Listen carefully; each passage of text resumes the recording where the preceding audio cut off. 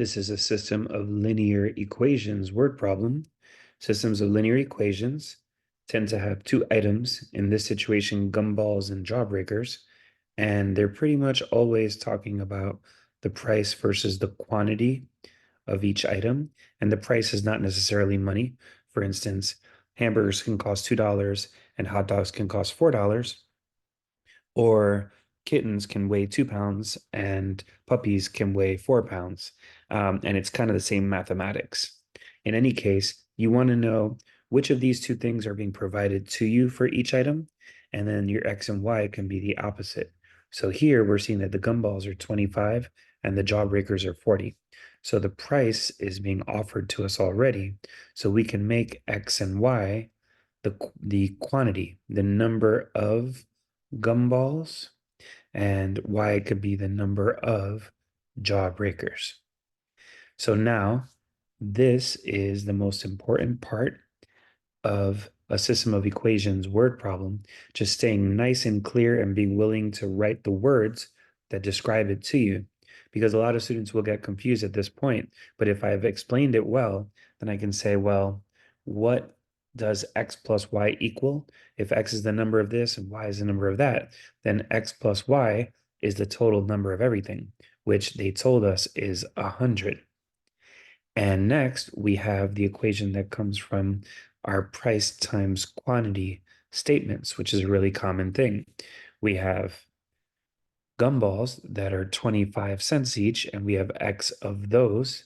And we have jawbreakers that are 40 cents each, and we have Y of those. And all together, we know the amount of money being spent is 28. So now we have our two equations and our two variables. When the equations and variables line up really beautifully like this, that's where we want to use our elimination method. So we're looking for what we should multiply by to make these eliminate.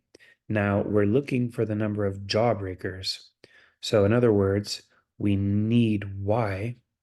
So it's probably better to eliminate X if possible. So we'll look at our two equations and we'll say, what can we multiply by that will make the X's disappear?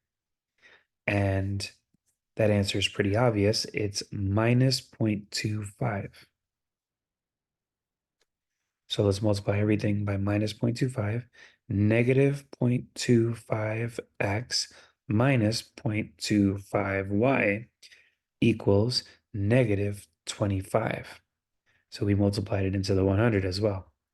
So now we've got two equations lined up just how we want them, with the x's being perfect opposites of one another.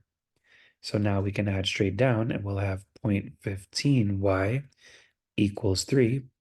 And we're dividing 3 by 0.15. So 3 divided by 0.15 is 20.